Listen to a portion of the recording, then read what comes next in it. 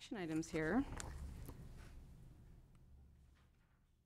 So discussion and possible action regarding informational presentation of the Whole Person Care Pilot Program by HHSA. I'm not quite tall enough. It's still not. Thank you, Ann Mulkard with Health and Human Services. And I'd like to introduce Megan Van Sant, who is leading our ACT team, Advocacy and Collaboration. And what that means is that her work crosses over many areas of Health and Human Services. For example, in this case, it crosses all three: social services, behavioral health, and public health. And so we've formed a little division so that she has authority to work in all of those areas. And she's going to give you an overview of this project. And the reason is because it's a 5-year project. It's got pretty big numbers to it. The methodology is different of how we're paid and how we're paying our subcontractors. And there's going to be a few late contracts. So for all of those reasons, we wanted to meet with you and make sure that as many questions that could be answered today are. Megan? Okay, great. I'm going to focus today pretty carefully following the handouts that you all have. So if the first one that I'm going to go through is it's like a one-page. It says Mendocino County Whole Person Care Project on it. We don't have those handouts. We don't. Yeah, so we'll ask Nadia. I did not. Did you send something to the clerk? You know what? I have a complete packet right here. Okay, we'll make a copy. Never uploaded onto Granicus. No. So. Okay, thank you, Ann. I'm going to wait because otherwise. Okay, wonderful. You won't even know what I'm talking about. So, Megan, I don't know if you were going to, are you planning on explaining how Whole Person Care started and how we got involved? Is that part of your presentation? That was not so much. If you want to go for it, you're welcome to. I really can't answer that question, but I'm thinking while we're waiting, it may be something that the board members would be interested in hearing. Okay. And if you can't, that's okay too. I can do general overview of how we got where we are.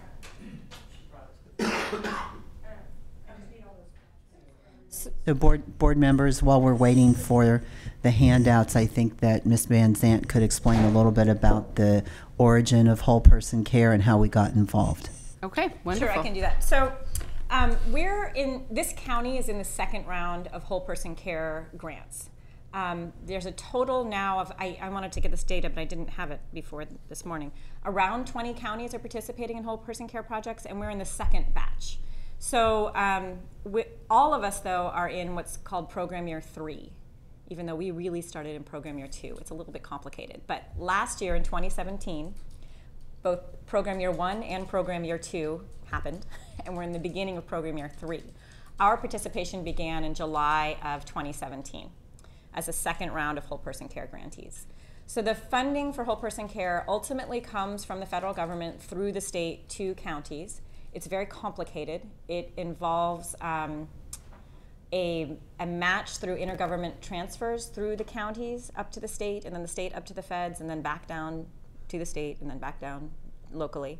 And the goal of the Whole Person Care Project is to improve the well-being of Medi-Cal enrollees who are high users of care. So the people in our community that are using a lot of services, or perhaps not, but not well, have complex conditions that involve both mental health issues, behavioral health issues, perhaps substance abuse, and physical health issues. So some really are hardest to care for residents. That's what these projects are designed to meet those needs.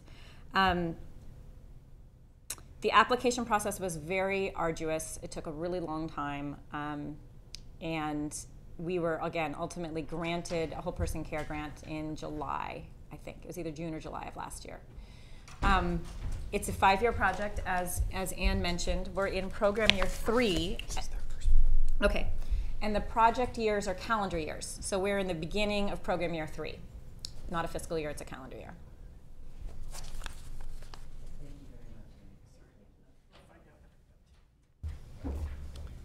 Okay, we have handouts. We're ready to follow along. I am looking at,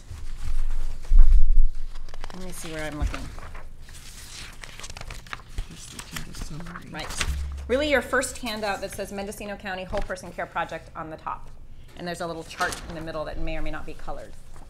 passed all those first handouts. Okay. So as I explained, the purpose is to improve the well-being of Mendocino County residents experiencing mental illness, social isolation, and poor health through enhanced interagency collaboration. Most of the work, I'd say almost all of the work, with some exception within behavioral health, is being, the actual direct service is being handled by subcontractors. In our case, Redwood Community, RQMC, what is Q? Redwood Quality Management Corporation, and their subcontractors, Mendocino Coast Clinics and Mendocino Community Health Clinics, and Adventist Health Ukiah Valley also plays a role.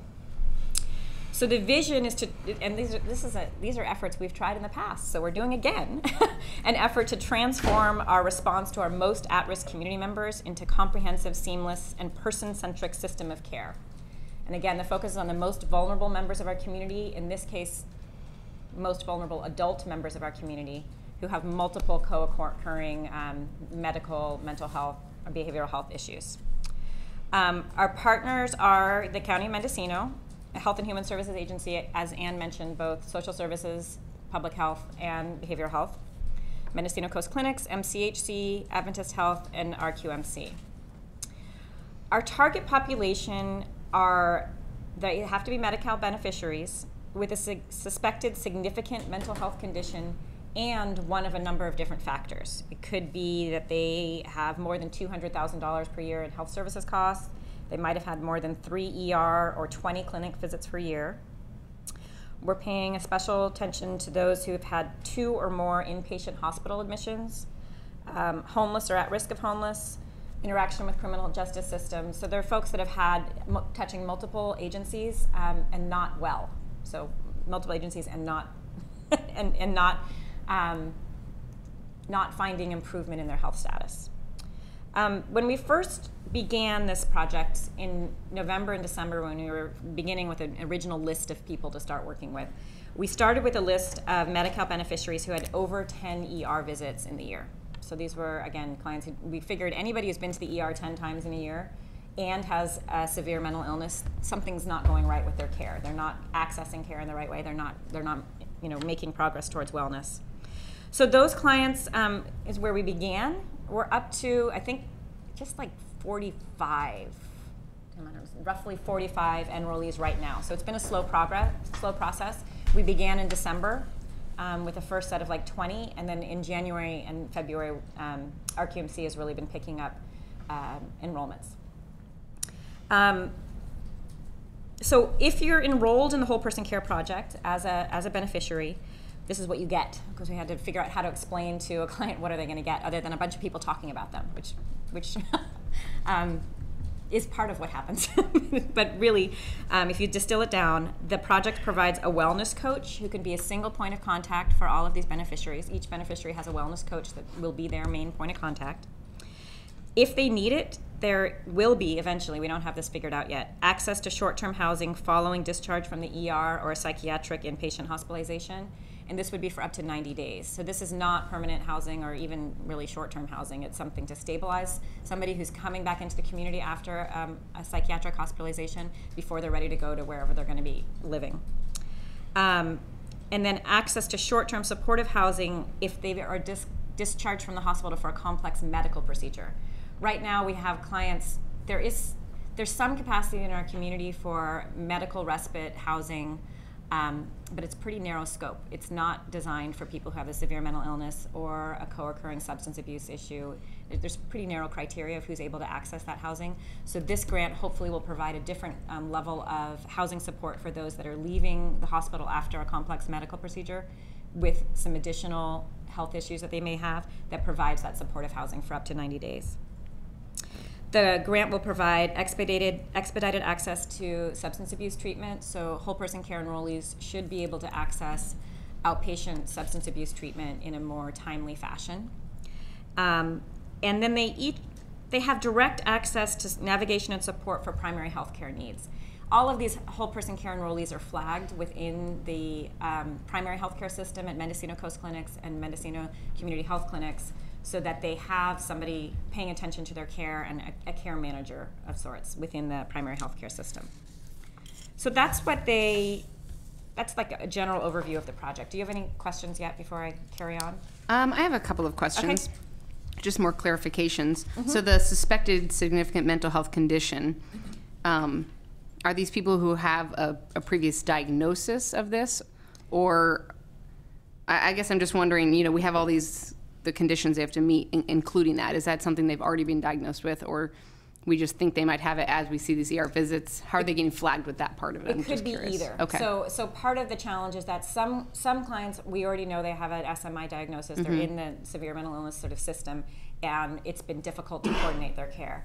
There's others who there's a feeling that something is going on with their mental health state. We don't know if it rises to the level of significant mental illness yet, or if it's something, you know, at a slightly lower level. Something is going on with a mental health condition, and we didn't want to exclude those people because we want to be able to bring them into the system, accurately diagnose them, figure out if they do have a severe mental illness, how they can get care. And if it turns out they don't belong in this program, there's sort of an exit path as well. So Okay. they may spend 6 months in the program, and you're like, you know what, this is actually not the right program for them, or they don't actually have the level of need, and then there's sort of a way to kind of move them out. Okay. We didn't want to, we went around a lot by that because we wanted to make sure that we were not just focusing on people who have complex medical issues and that's it, because there are other programs within the clinic system, within the hospital system for that. There had to be some crossover with mental health needs as well. Okay, I've got one more question, then I think Supervisor McCartney has some as well. So the wellness coach, who is being the provider for that? So RQMC is going to have the primary contract for the Okay. wellness coaches, and they're placing wellness coaches at all of their subcontractors, which includes Manzanita, McHaven, Okay. their own internal. They have, you know, Redwood Community Services inland and on the coast, Hospitality center. as well as the hospitality center. Okay, So the wellness coaches will be employed at those 5 locations, and there might be one at RQMC as well. But Okay. they're just being hired now, so we don't have the full complement of wellness coaches up yet. okay, wonderful. Yes, sir? Thank you. So I kind of had a bit of the same question regarding the target population and description of the pilot group. And it says Medi-Cal beneficiaries with a suspected significant mental health condition, and then at least 2 of the following, one of which is severe mental illness. And severe mental illness, SMI, I think is a very specific danger to themselves or others, basically. Is that?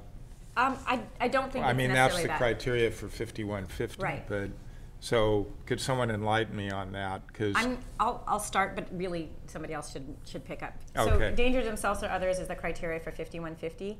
Some severely mentally ill, some members within the severely mentally ill population may have had that situation at one or more times in the past. But severe mental illness covers a number of diagnoses: psychosis, you know, severe, I don't even know what they all are, but schizophrenia, bipolar disorder. But they may some severe mental illness, some SMI clients in our community are functioning quite well. You know, their medications are managed, they're housed, they're totally, you know, functional and doing just fine. And we could see that through the data. When I looked at the severely mentally ill client list that I plugged in next to the cost list, there's plenty of people with an SMI diagnosis who are costing very little or no cost to our physical health side. because they're successfully being treated Absolutely. for their condition. Yes. Well, thank you for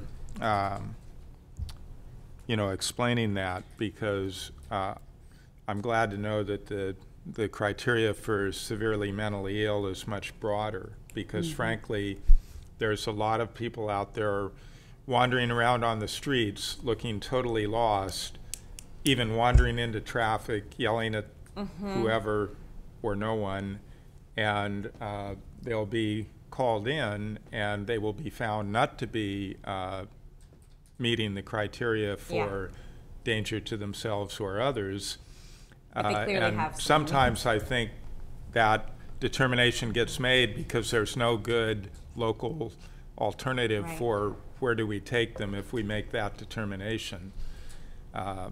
So that's kind of my, perception from the outside, it looks to me like as long as they can say, yes, I know where I'm going to stay tonight, or yes, I have food, no matter how aberrant the behavior, the tendency is to let them go on their way. Right. This whole person care system is supposed to provide services to that person, provided we identify who they are. They meet these criteria, which frankly many people are going to meet 4 or 5 of these criteria.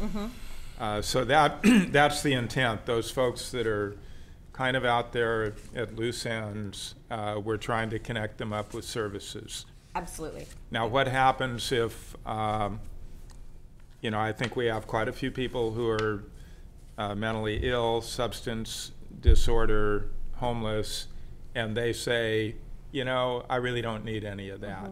Do we have any alternative of how we can try to provide help to them if they're resistant to help? I don't think we do. It's not there's no punishment or there's no stick involved. It's a voluntary program. We're inviting people to participate. I think that's going to become something we'll have to work through, and we'll be tracking it through the number of people we identified as wanting to invite to the program and how many are not agreeing. And we also will be doing another data match at some point. When you look at the data, it's pretty interesting. That I can give one example because we kept calling him the $1 million man.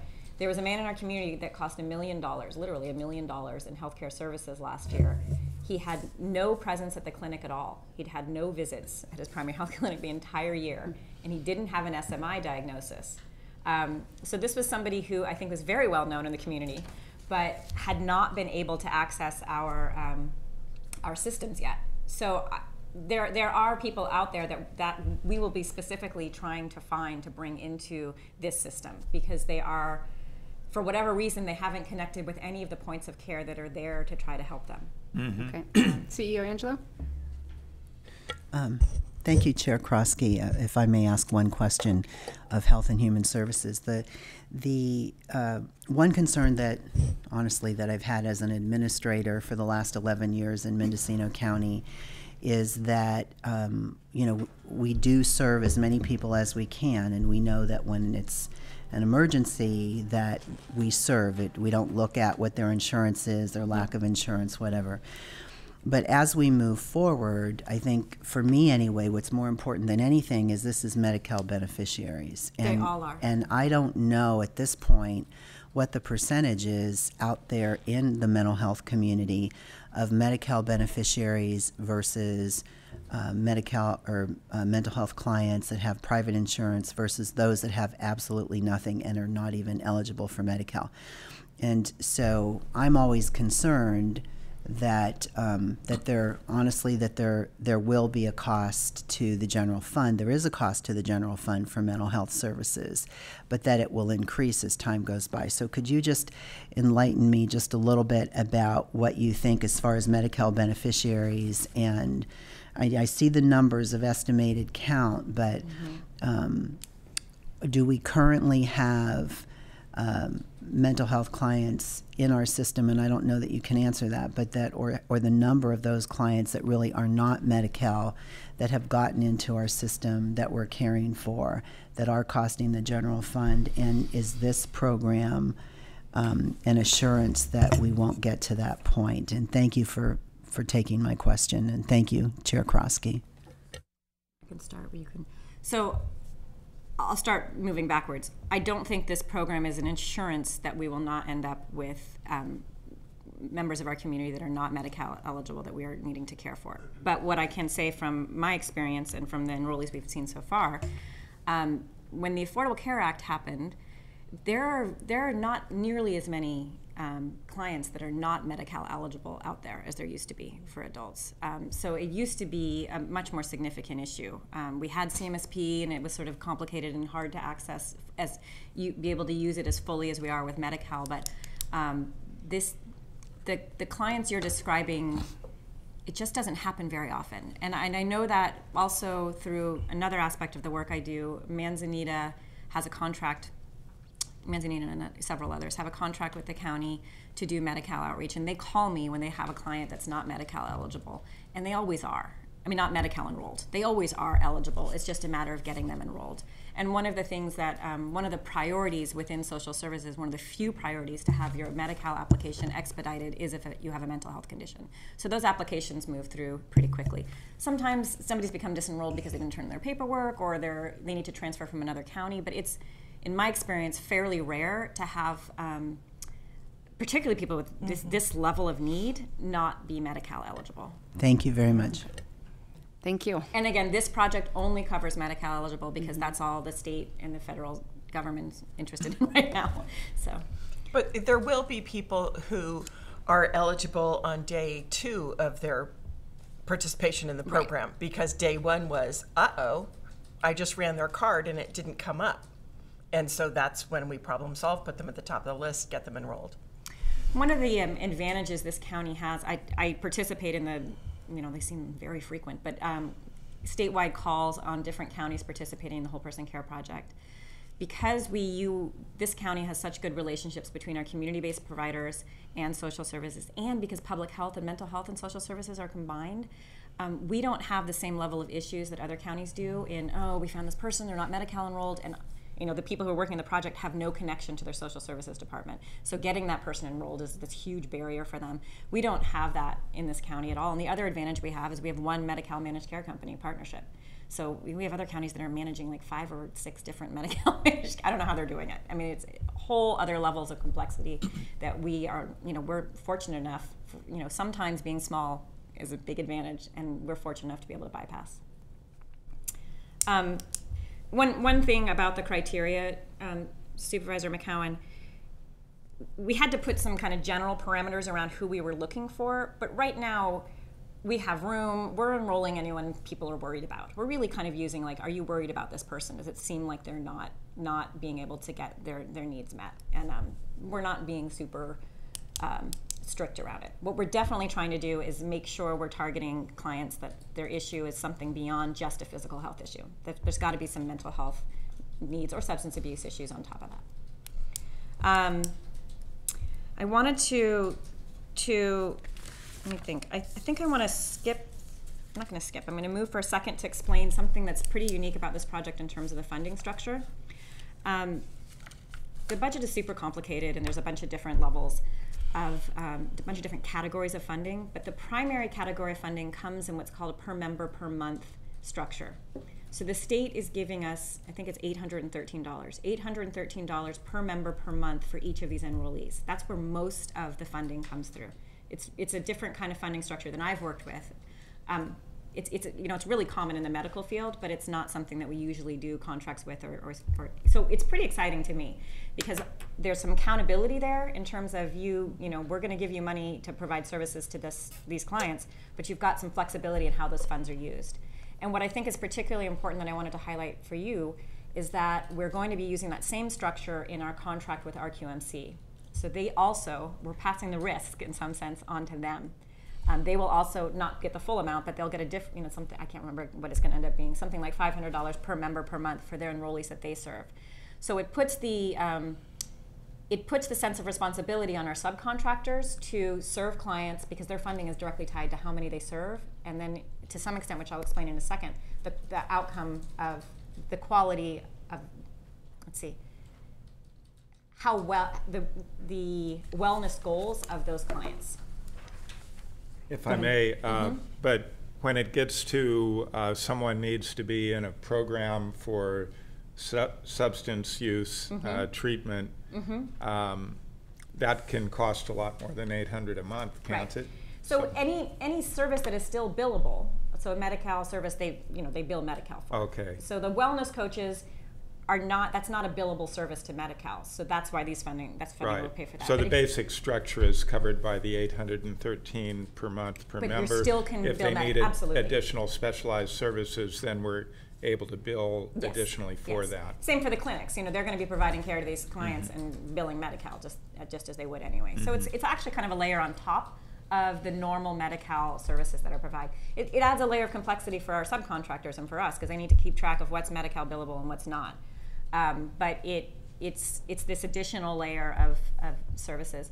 And what's happening way at the back end is the state is monitoring these people. We have to submit really detailed information about each of these people. They want to see if I give the county $800 a month per member per month for these people, do I see at the end of the day that the state's Medi-Cal costs are going down? So they're doing that. We don't actually monitor that. They are doing that.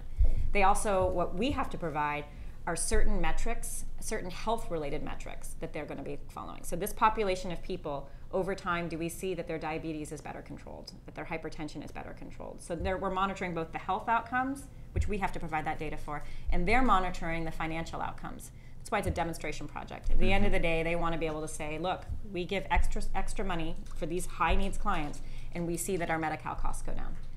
Whether it's going to happen or not, I'm not sure, because part of the challenge is some of the folks we're finding are very disconnected from services, and they actually need more medical care. So they're not creating a lot of medical care right now because they're wandering around sick. And so once we start caring for them, there's going to be higher costs. So hopefully over time we'll see those balance out. But I think you're always going to see preventative medical care is much cheaper than emergency care. This is true. So there are folks that are wandering around very sick that are just being sick and not getting the care they need. Right. So we got both ends going. But when it gets to that point where they need care, Right. it's going to be very expensive. Right. Although it may be a relatively short-term thing. But some of it's cyclical. I can think of people that they're out there, they're dying every day, then you don't see them for a month or 2 months or 3 months at a They were time. hospitalized. They're getting kind of put back together for another run at the windmill. That's not good for them or Right. the It's true. community. You or- see people, you know what's interesting, sometimes those cycles are dependent on what other people they have in their lives. There's a particular client, I'm not going to, in a community who would be off the radar for years because he had a family member who was caring for him. That family member moved on, and this client was constantly out in the streets, causing a lot of trouble, showing up everywhere. And so part of what we wanted to do with this project is rebuild social connections, which is difficult. But it's an underlying theme that we haven't really gotten off the ground yet. But one of the positions that's being paid for in this grant is what we're calling a connections coordinator. And the idea is to try to rebuild the social connections these folks have, because we know that's such a major indicator in wellness. One of my colleagues who's been helping do the enrollments for these clients they've enrolled so far, and again, there's only like 45 of them or something. She was struck by, it's a pretty simple enrollment process. They check off, release of information for all these different organizations, and then there's a section that asks for their emergency contact. And she said very, very few of them had an emergency contact who wasn't someone who was already paid to care for them. They didn't have a family member. They didn't have a good, they had nobody. They would choose the person whose job was to care for them. So it just showed us again that many of these folks are very isolated. They don't have any other person in their life outside of people who are paid to care for them, around to care for them. And so I'm hoping that we can build that social connection back in to these folks' lives, because we know it's so important. And initially, it may only be their wellness coach. But it may that's the eventually start. only be their wellness coach, but it would be nice to have someone beside their wellness coach Right. that is connected in their life. Again, because we know that's a major factor in wellness. is Can having you this. walk through a little bit the enrollment process as far as how do these referrals start? So how do we identify, what triggers the enrollment? Well, we and started who's with referring this, them, I We guess. started with this list. Really, it was like matching which was much more complicated than I had imagined it would be. We were matching we had a list of like 1,200 people who had made contact with county mental health for some reason. So they may or may not have ended up with a severe mental illness diagnosis, but somebody was concerned that they had one. With the Medi-Cal data, that gave me the number of ER visits, the total costs, number of clinic visits. It had all these different factors, and we kind of melded those lists together and started with our list of like 60 clients that appeared from the data as if they might benefit from this program. We started with that list, but it's fairly quickly moved to referrals from our QMC already knows people they know should be enrolled. They could just I know this person needs this help, or the clinics are referring people as well. So it's become much. At this point we'll accept a referral from a lot of different places. We're not being very exclusive yet. Again, they need to meet our criteria. but we'll take referrals from everywhere. Our whole referral process is not fully formed yet. We just have a referral form that's getting ready to be, disseminated to like the hospitals and other places as well. I will say the limitation on this project right now is that the client needs to be a patient of Mendocino Coast Clinics or Mendocino Community Health Clinics, which that includes their clinic in Little Lake as well, in Willits.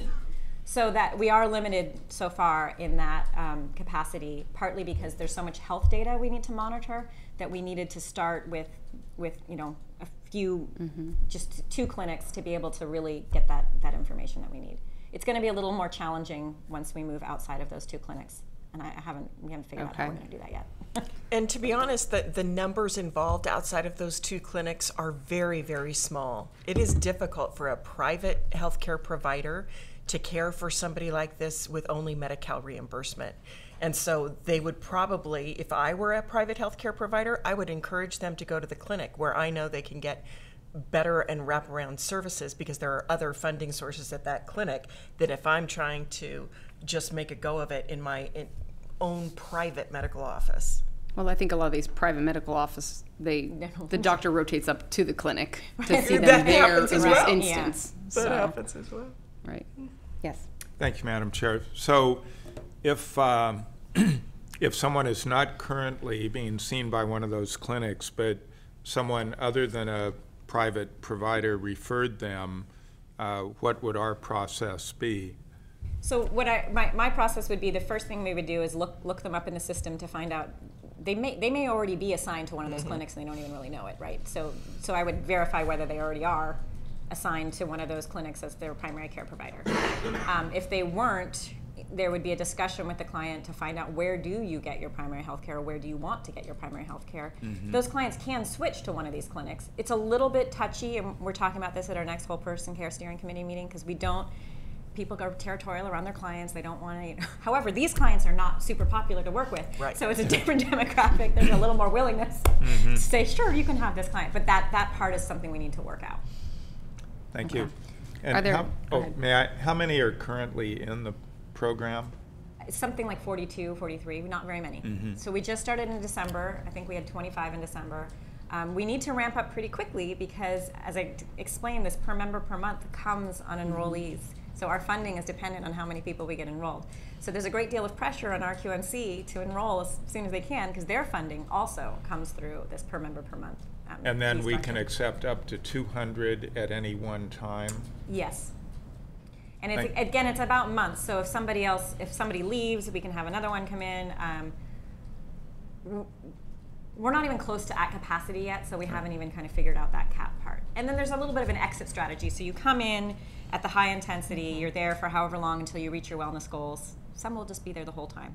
But you reach your wellness goals, and then the last 3 months, your wellness coach kind of says goodbye, and we're going to transition you out and slowly kind of transition out into not having, an advocate handholder that's there for you all the time. But we haven't exited anyone yet too either, so I don't really know how that process will work.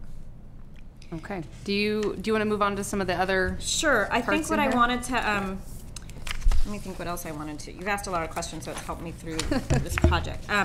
On the second page, you have this chart that has the project components. It's kind of like a landscape page. The first. Yours is not landscape. Oh, right. It's not. No. Oh, yours is very small. Requires reading Yours glasses. is landscape. This one, for some reason, isn't. It's very small. But if you want.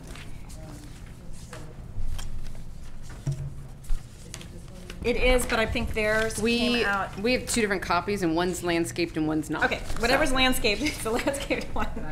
And I just wanted to quickly go through the components to see if there's something we haven't touched on here. Okay. The main structure of the care coordination will happen in adult multidisciplinary teams. So essentially, this is everybody who's working with this client sitting together in a room and talking about the client. That's where the kind of heart of the work will happen, and that's the comprehensive coordination of care piece. I was kind of struck. I haven't worked in mental health. This has not been my field, this kind of work, that this wasn't already happening. So if you all thought people that are all involved in a client's care were sitting together and talking, they haven't been yet. So this is a venue to start doing that. The second component is the wellness coaches, as we described. That's an advocate that will be the primary advocate for these enrollees. The funding pays for some infrastructure costs for the mental health resource centers. That's at Manzanita Hospitality Center and RCS. If you flip the page over, medical respite, this is the concept I was describing, where if somebody is, a whole person care enrollee is leaving the hospital after a complex medical procedure, there's some supportive housing for them as they get ready to go back to wherever they were living. And that is not part of the $813, or that is? Excuse me? Is that part of the $813, That is not. or it is a separate? That is okay. not. No, that is through a fee for service. So Okay. the funding for that is $150 per person per day. Okay. We don't have component number 4 set up yet. This is going to have to happen in partnership with Ukiah Valley Adventist Health, and this is going to be a little bit difficult for us to figure out how to pull off. Number 5, mental health transitional support is that short-term housing I was explaining. We weren't allowed to say housing. There's some rules on how you use in the language in this grant, but it is this up to 90 days of transitional housing when somebody's coming out of a psychiatric hospitalization or a conservatorship. Number 6, specialized SUD treatment. Again, the funds pay for an additional treatment counselor so that whole person care enrollees have priority access. And number 7, the data sharing. This is really complicated. We don't have any structure in place for these different organizations to share information about clients. Again, this was something I was struck by coming into this project.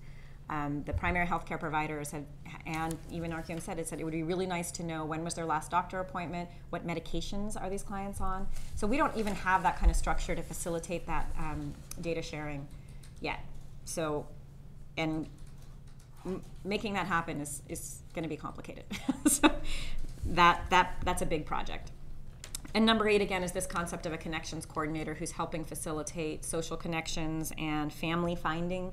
Family finding is a concept they do with, this county does with children in the foster care system, trying to find who in their lives know about and care about this child and bringing them into the process. And so we want to apply that same family finding concept to these adults who've been out in the community without that social support. Again, a lot harder because many of these clients may have damaged a lot of the relationships in their lives.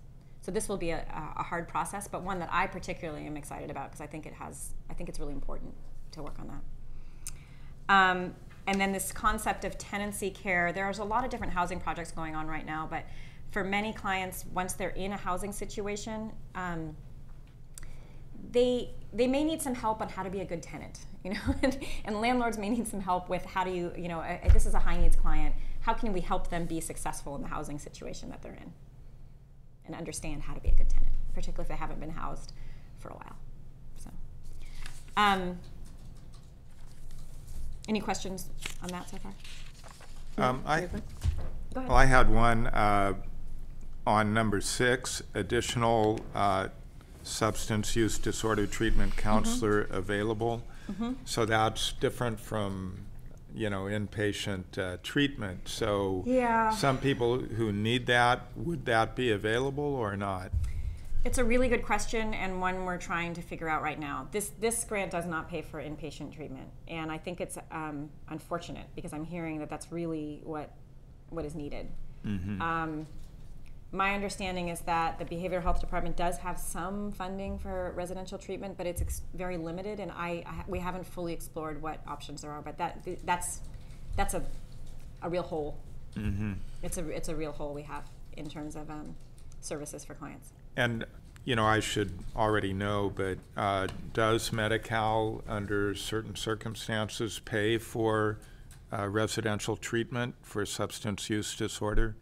Some, but it's very small. But the drug Medi-Cal is coming on board, and so it will be here shortly. And by shortly, unfortunately, I'm saying 6 months to a year. But it is coming, and partnership is working with us and all of its partnership counties to make that happen. It will make an enormous difference. And will that apply for drug and alcohol, or is it? Yes. Okay. Right. So right now we don't have the resources we need in that area, but hopefully when drug Medi-Cal is implemented, we will. Thank you. I wanted to draw your attention to the proposed contracts for calendar year 2018. It's another chart. This one's not landscaped. I'm conscious that we have begun the program year and these contracts are not fully in place, and I want to make sure you are all fully informed so that when they come to you, it won't be like, what's this contract all about? So I will be bringing, or Anne will, somebody will, contracts. Let's see, there's going to be probably 5 of them that will be related to this project. The program year, again, in this grant funding cycle is a calendar year, so they would be beginning January 1st. And there'll be a contract for Mendocino Coast Clinics up to $70,000, from Mendocino Community Health Clinics up to $70,000, and Redwood Quality Management Corporation up to $1.3 million. It's a large contract, and again, this is the same funding structure I described before, where the bulk of their funds, which they are then subcontracting to their subcontractors as well, not all of it, but some of it, will be coming in this per member per month format. So it's really a different kind of contract. The delay in these contracts, there's been multiple reasons, but we got approval for our budget adjustment for this calendar year just last week. We did a fairly substantial budget adjustment request to the state and budget rollover for some of the funds that came to us first. So I really wanted to make sure that we knew what the state was going to approve before I created fairly complicated contracts. So that's some of the explanation behind why these contracts are delayed. It's been, this project was funded in the end of June of last year, and we were supposed to begin July 1st. We didn't have any of our contracts in place. I mean, we couldn't. We didn't even know if we were going to be funded. So it's really been a process for us of catch-up in terms of getting back on the cycle we're supposed to be on. And there's a lot. We've been meeting every other week for months now with these project partners to work out the details. This was not a project that the county said, this is what we're going to do. It's very much built on collaboration and input from our community partners, many of whom, I'll be honest, have had difficult, there's been past projects that have not gone as well as they would have liked, both with the county, and so there's a lot of relationship building that needs to happen with this project as well, which I think is a really positive outcome, but it takes some time. And so we needed to work through a lot of the details, and we're only a fraction of the way there before we were ready to do contracts that really made a lot of sense. So I'm giving you that heads up right now. Adventist Health as well, there'll be a contract for them. The medical respite services are really something we need to figure out, so we need to work with them on how that's going to look before we do their contract as well. And then the data consultant, so that's going to be both looking at data coming in as well as creating reports to feedback, or what's the data full role of that? That one will be unlikely to be retroactive because I don't even know what we're going to do yet, which is why I haven't seen it yet. There's a couple different data elements. The data that I need to report to the state is actually not that hard. Okay. And we can pull that off without. We can pull that off within the contracts that we have with our existing providers. What we're struggling with is a communication platform for how these providers can communicate with each other in real time about what's going on with their client. So client is in the hospital, in the ER, right? How does the wellness coach know that? How does the primary health care provider know that this client was just in the ER last night? You would have thought this was something, but it really isn't. And so that's a fairly significant event. But how are we going to create environments where the people who need to know what's going on with some of these high needs clients know this in a timely manner so that they can facilitate the care, and not relying on just relationships. Well, I just will call up Joe at the clinic and tell him, and I'm like, but what if Joe's not there or you're not there? We need a system so that this communication around these really high needs clients is happening efficiently. And it's difficult. Everybody enters their data in their own systems right now. They have their own EHR. The hospital has their own EHR, which is electronic health record. RQMC has their own billing system through Exium. Everybody has very established systems that work really well for their needs. So how we get to sharing that is very complicated. Well, could it be, I'm the non-tech guy, but go. couldn't you create a whole person care EHR that, you enter it in your own system, you also put it into the whole person care? That is exactly the question. And so to do that without creating double entry for the provider, data heavy and entry, being very responsible to HIPAA requirements, is the trick. That's the trick. Personally, Supervisor McCown, I think that's really the only ultimate conclusion, but we're just not there as a group yet. And again, through the past history, layering on another system you're supposed to be entering data in, whether people actually end up doing it because they find it useful or not useful, is a whole, user. How about if they want to get paid, they will enter it into the whole person I'm care trying not to do data. that yet. I'm trying to be like collaborative and we'll but we're looking at different, we had a demo with Vertical Change, which is the system that the street medicine program is using at the hospital. So, and we've looked at not HMIS, what is it? Yeah, HMIS. We're trying to start with some existing systems that are in place and see if there's a willingness or interest in using those same systems. It's just going to take a little bit of time. And there's two tracks you can go on. You can go on this complicated, but it sounds like the best solution track where information just gets sucked up automatically into like a central database. That is far more complicated to do than it seems. So you have all these disparate systems entering relevant data about a client. How can you suck it up all together is complicated. And we're approaching it from all different layers. We also are going to give each whole person care a card. We're back to like little paper card that says, I'm a whole person care enrollee. This is my wellness coach. You can call this person. So we're going to do it at all different levels, right? Like down to a little paper card who identifies you as a whole person care enrollee, to also exploring how we can suck up data from all these disparate systems into one central place. And this is when you wish a little bit to go back to paper records where you can just fax over something and it gets added to the chart. Yeah. I'm still reserving thought that we might just have somebody whose job is just to enter data into a system. Like, you know, we might have somebody who that's just their job, put stuff into a central repository. This is a very large, there's a lot of complexity to this, which is why it hasn't happened already. That's what we're learning. It's just hard because if you have a central person, I mean, say somebody goes to the ER, they fax the ER visit to your central person who puts it into a new electronic format. Everybody still needs to be able to access that and know to that see they it. should, and know that they should look at it. Right. So and like they don't, how are you going to know you're supposed to be looking at it? Right. So it's happening on like a lot of different levels at once. And again, with the data, we're nowhere near that. We're exploring different avenues and kind of trying to come up with where we can all reach agreement on moving forward. So, we have one more question. Yeah, One more, if I may. Sure. So with the medical respite, we're working only with Adventist Health Ukiah Valley and not Howard or the Coast Hospital? Not yet. We don't have... based on the chart here. Right. No, we're not yet. When we wrote this grant, we invited, and I want to be careful about how I explain this, we reached out to other hospitals to see if they were interested in participating. So when in the formation of the grant, we needed to identify our project partners, and they needed to write a letter of commitment kind of from the beginning. These are the ones who Came forward. well, they were also invited, so I mean, it wasn't exactly that. But Howard Hospital's definitely interested, and I want to figure out a way to bring them in over time. Since we haven't even figured out how to do it here in Ukiah yet, I wanted to kind of see if we could figure it out here. The Coast Hospital has not been particularly anxious to participate yet, but I'm certainly leaving room for that to happen in the future.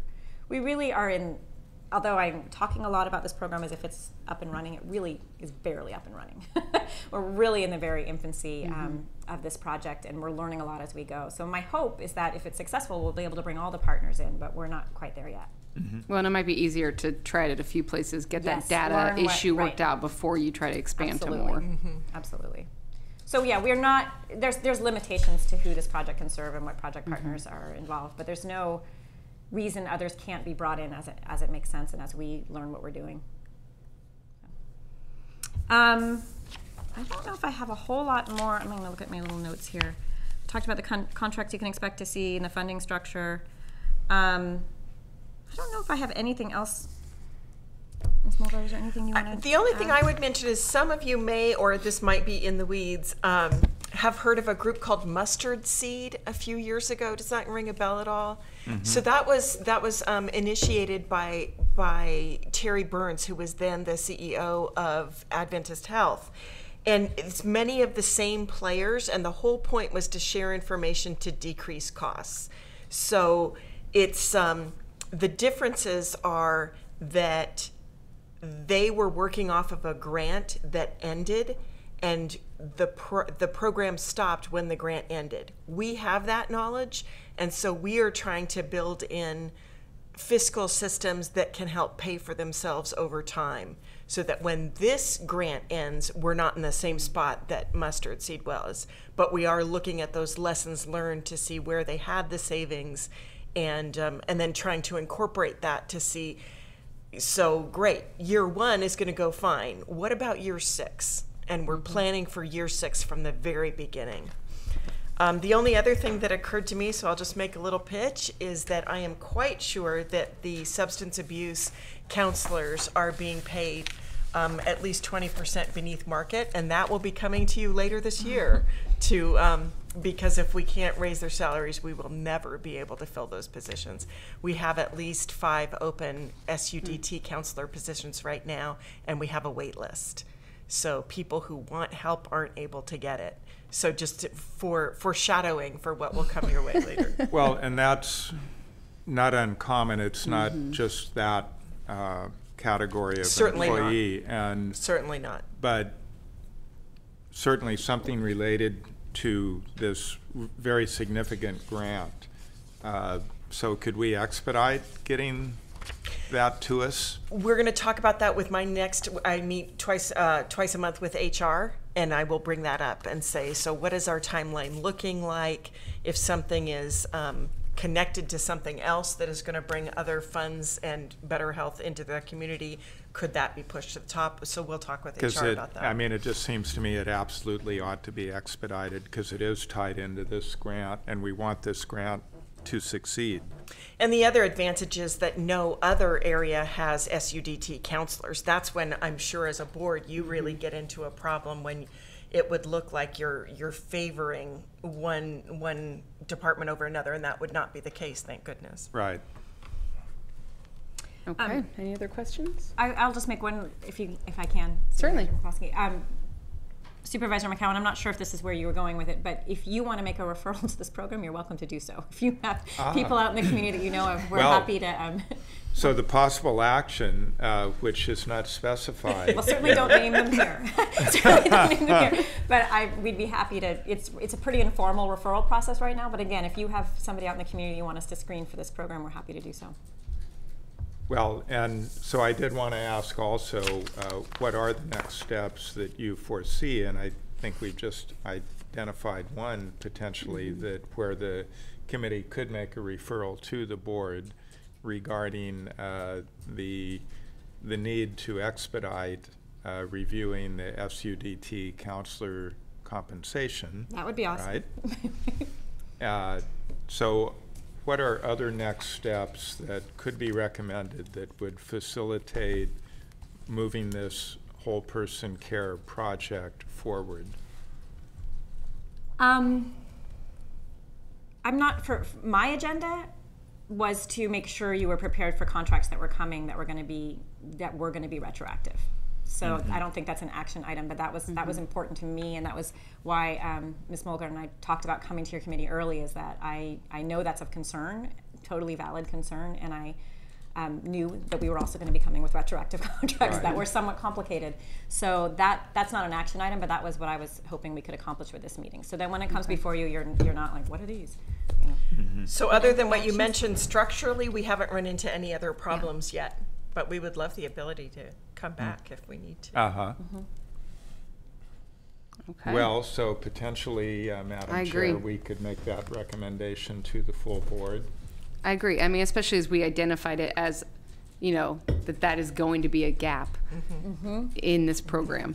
And, not that the counselors are going to be the fix for that gap, but they need to be there to make sure that it's not any worse. Right. So. And then we can work with the executive office to see if that should be a regular agenda item or a consent item potentially. Although I think it probably would be helpful for the full board to kind of get at least a snapshot of where we are right now with the program. And at that time, we'll have more information about how many enrollees we have, how many are homeless, how many, have had, we'll have a fuller picture of who's currently enrolled. And we can certainly be more succinct than 58 minutes. I think we started a little late. Okay, good. Okay, wonderful. Thank you so much. Thank you for your time. We appreciate Really it. appreciate it. Okay, looks like we have approval of the minutes from December 11th. And They're on, they they were on the are one I attached. think you brought, right? Because online it said they weren't available, but, okay. So I believe they could be approved by order of the chair. Okay. I did look through them, and we can approve those by order of the chair.